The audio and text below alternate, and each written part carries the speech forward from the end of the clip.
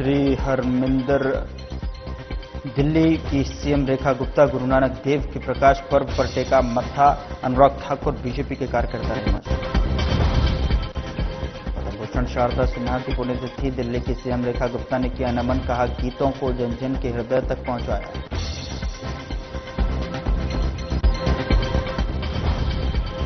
देव दीपावली पर सीएम रेखा ने दी शुभकामनाएं, भक्ति और प्रकाश का दिया संदेश, कहा गंगा तट की जगमग संस्कृति का प्रकाश। नमस्कार, मैं हूं आपके साथ गौरव राजेंद्र। बुलेटिन की शुरुआत करते हैं। दिल्ली की सीएम रेखा गुप्ता ने गुरु नानक देव जी के प्रकाश पर्व पर पटना साहिब स्थित तख्त श्री हरमंदिर जी में अरदास की और इस मौके पर पूर्व केंद्रीय मंत्री अनुराग ठाकुर और बीजेपी के कार्यकर्ता भी मौजूद रहे। सीएम ने कहा कि इस पवित्र स्थल पर जो उपस्थित होना एक अविस्मरणीय क्षण रहा है। इस ऐतिहासिक और दिव्य धरती पर कदम रखते ही हृदय श्रद्धा, शांति और आत्मिक आनंद से भर उठा है। सिख गुरुओं की दिव्य शिक्षाएं संपूर्ण मानवता के लिए अमर प्रेरणा है और ये पावन स्थान श्री गुरु गोविंद सिंह जी महाराज की स्मृतियों से जुड़ा है, जिनका साहस, त्याग और धर्म के प्रति समर्पण युगों युगों तक प्रेरणा स्रोत बना रहेगा।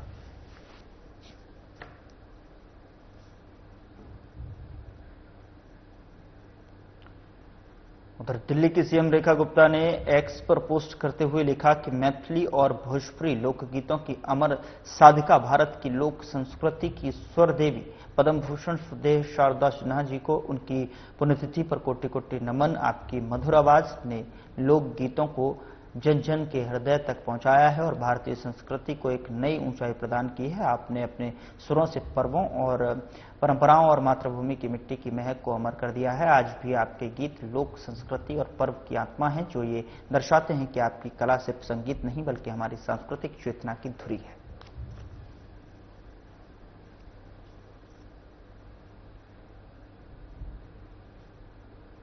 मुख्यमंत्री रेखा गुप्ता ने देव दीपावली के पावन अवसर पर प्रदेशवासियों और देशवासियों को हार्दिक शुभकामनाएं दी। उन्होंने कहा कि यह पर्व भक्ति, प्रकाश और सकारात्मक ऊर्जा का संदेश लेकर आता है। गंगा तट पर दीपों की जगमगाहट भारत की समृद्ध सांस्कृतिक विरासत का प्रतीक है। सीएम रेखा ने कामना की कि यह दिवस सभी के जीवन में सुख, समृद्धि और आरोग्य का आलोक फैलाए।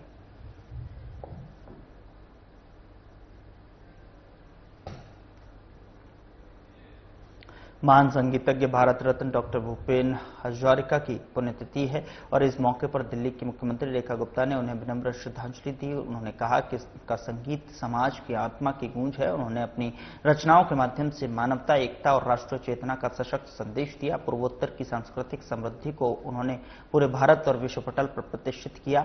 उनकी अमर धुनें और प्रेरक गीत आने वाली पीढ़ियों को सदा भारतीयता, प्रेम और लोक संस्कृति से जुड़े रहने की प्रेरणा देते रहेंगे।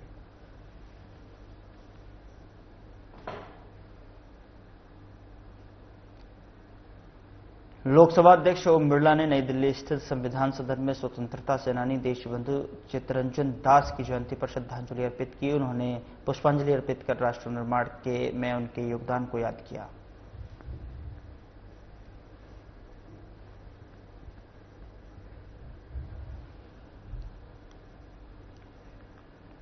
उधर वर्ल्ड यूनिवर्सिटी रैंकिंग 2026 में भारत ने नया इतिहास रचा है। देश के 54 संस्थानों को इस वैश्विक सूची में जगह मिली है, जो अब तक का सर्वश्रेष्ठ प्रदर्शन है। इनमें भारतीय प्रौद्योगिकी संस्थान यानी आईआईटी दिल्ली ने देश में शीर्ष स्थान हासिल किया है और वैश्विक स्तर पर 123वां रैंक प्राप्त किया है। वहीं आईआईटी बॉम्बे, आईआईएससी बेंगलुरु और आईआईटी मद्रास जैसे अन्य प्रतिष्ठित संस्थान भी शीर्ष 200 में शामिल हुए हैं। विशेषज्ञों का कहना है कि यह रैंकिंग भारत की उच्च शिक्षा प्रणाली में हो रहे सुधारों, अनुसंधान, निवेश और वैश्विक सहयोग के बढ़ते स्तर को दर्शाती है। शिक्षा मंत्रालय ने इस उपलब्धि को देश के युवाओं और शिक्षाविदों की मेहनत का परिणाम बताया है। इस ऐतिहासिक उपलब्धि से भारत ने वैश्विक शिक्षा मंच पर अपनी मजबूत उपस्थिति दर्ज कराई है।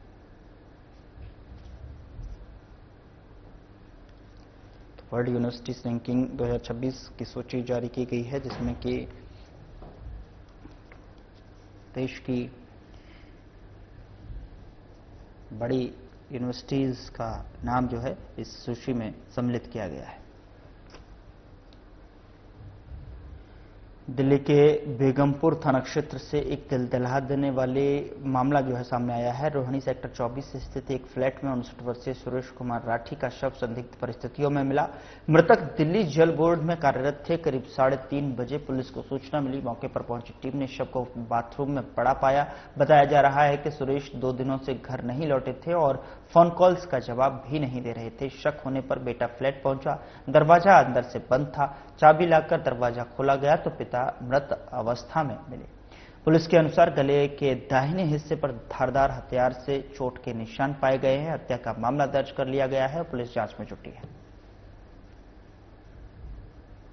दुआ ऐसा है, मुझे कुछ बाद में पता चला जब उनका बेटा शाम को इधर से आया, बाइक पे था, वो रो रहा था मेरे पिता का डेथ हुआ, मेरे पापा का डेथ हुआ।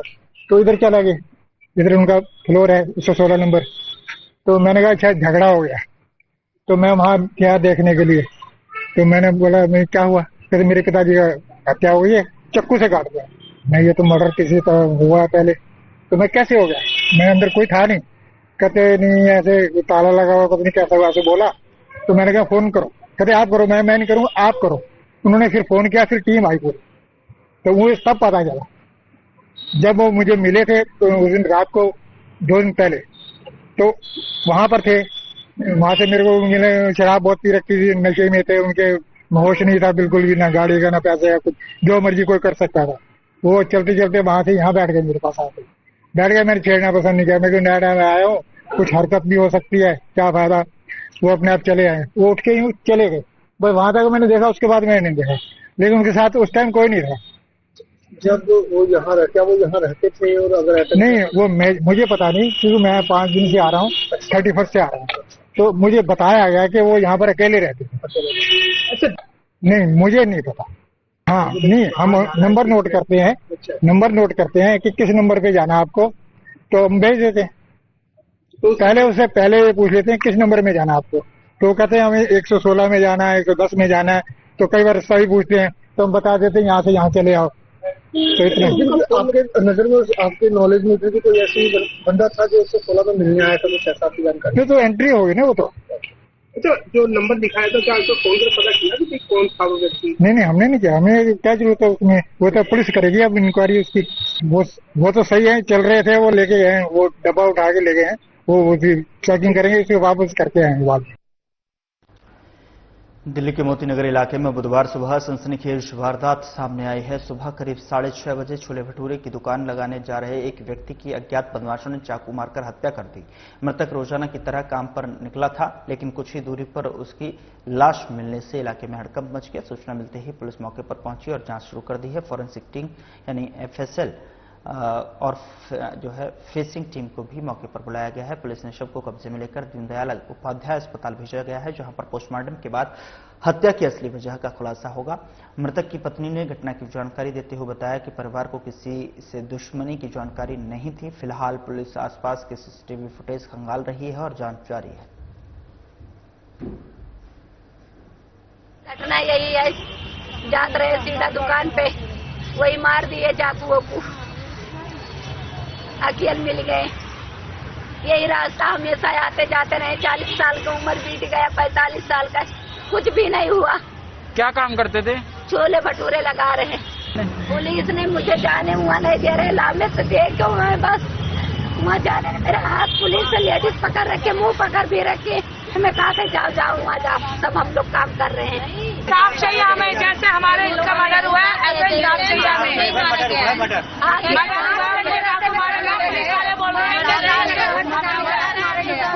यहाँ सब कह रहे हैं कि करंट से मरा, करंट से नहीं, ये मर्डर है। हमें साफ चाहिए। जब तार मजरा के मार दिया है, मतलब वो एक जगह भी कई जगह पर दिया है, ऊपर हमला पूरा पेट उनका निकलता बाहर आ गया।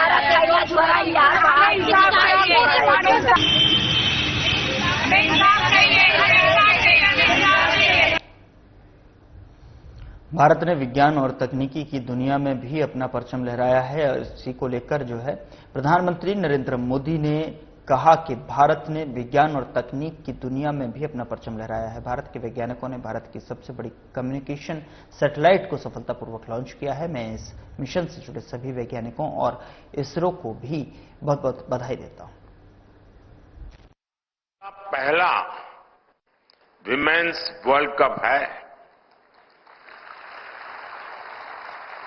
मैं हमारी विमेन क्रिकेट टीम को बहुत बहुत बधाई देता हूं।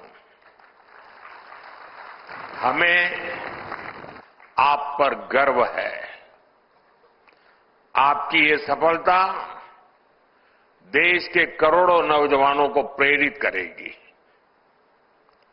साथियों, कल भारत ने साइंस और टेक्नोलॉजी की दुनिया में भी अपना परचम लहराया है। कल भारत के वैज्ञानिकों ने भारत की सबसे हैवी कम्युनिकेशन सैटेलाइट को सफलतापूर्वक लॉन्च किया है। मैं इस मिशन से जुड़े सभी वैज्ञानिकों को, इसरो की भी बहुत बहुत बधाई देता हूं। साथियों, आज भी साइंस और टेक्नोलॉजी की दुनिया में बहुत बड़ा दिन है। 21वीं सदी के इस समय में बहुत आवश्यकता थी कि इमर्जिंग साइंस, टेक्नोलॉजी और इनोवेशन पर मंथन के लिए दुनिया भर के एक्सपर्ट एक साथ जुटे और वो मिलकर के दिशा दिखाएं। इसी आवश्यकता ने एक विचार को जन्म दिया और इसी विचार से इस कॉन्क्लेव का विजन बना। मुझे खुशी है कि आज वो विजन इस कॉन्क्लेव के रूप में शेप ले रहा है। कई मंत्रालय, प्राइवेट सेक्टर, स्टार्टअप्स और स्टूडेंट्स इस प्रयास में एक साथ है। ये हमारे लिए सम्मान की बात है कि आज हमारे बीच एक नोबेल लॉरिएट भी मौजूद है। मैं आप सभी का बहुत बहुत अभिनंदन करता हूं। आपको इस कॉन्क्लेव के लिए अनेक अनेक शुभकामनाएं भी देता हूं। साथियों, 21st सेंचुरी का यह दौर सबसे अभूतपूर्व बदलावों का दौर है।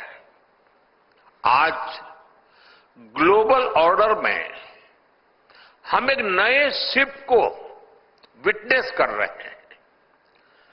बदलाव की एक गति लीनियर नहीं बल्कि एक्सपोनेंशियल है।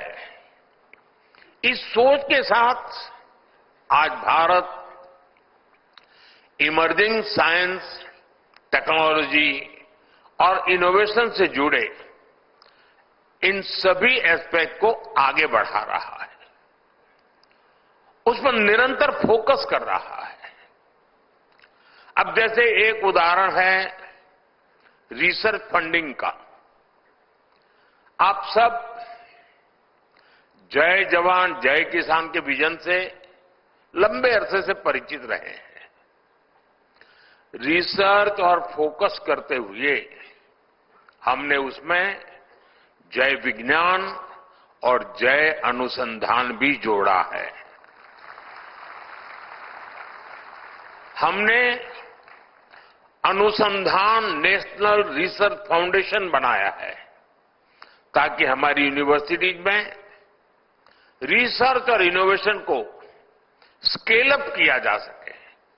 इसके साथ साथ हमने रिसर्च डेवलपमेंट इनोवेशन स्कीम भी शुरू की है और इसके लिए 1 लाख करोड़ रुपए की राशि तय की गई है।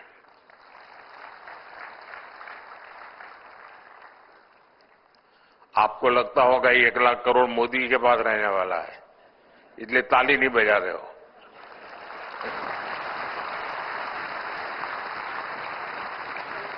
ये 1 लाख करोड़ रुपया आपके लिए है,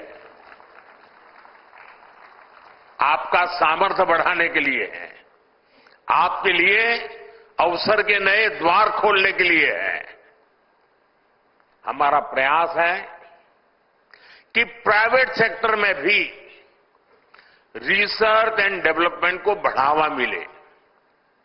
पहली बार हाई रिस्क और हाई इंपैक्ट प्रोजेक्ट के लिए कैपिटल भी उपलब्ध कराई जा रही है।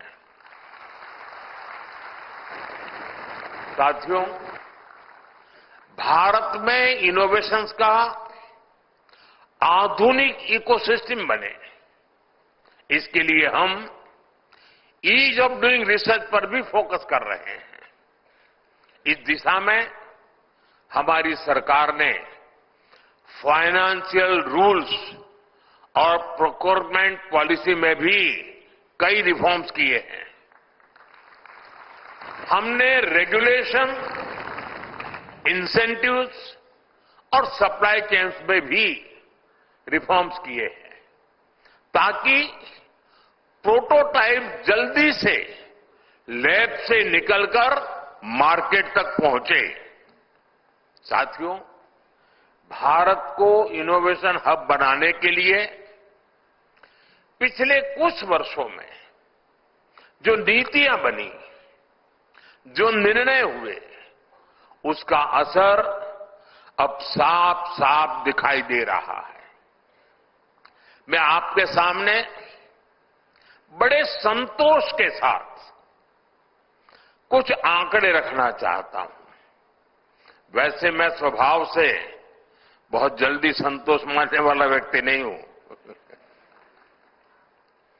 लेकिन ये संतोष मेरा बीते हुए कल के संदर्भ में है।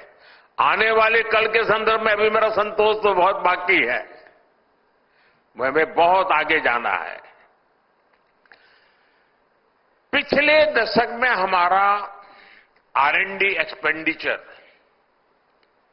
2 गुना हुआ है।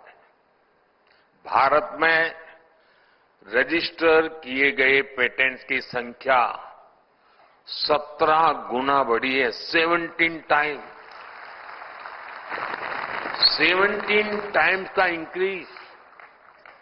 स्टार्टअप में भी भारत अब दुनिया का तीसरा सबसे बड़ा स्टार्टअप इकोसिस्टम बन गया है। हमारे 6000 से अधिक डीप टेक स्टार्टअप्स आज क्लीन एनर्जी, एडवांस मटेरियल्स जैसे क्षेत्रों में काम कर रहे हैं। भारत का सेमीकंडक्टर सेक्टर भी अब उड़ान भर चुका है। बायो इकोनॉमी की बात करें तो 2014 में ये 10 बिलियन थी। फिलहाल बुलेटिन में इतना ही। नमस्कार।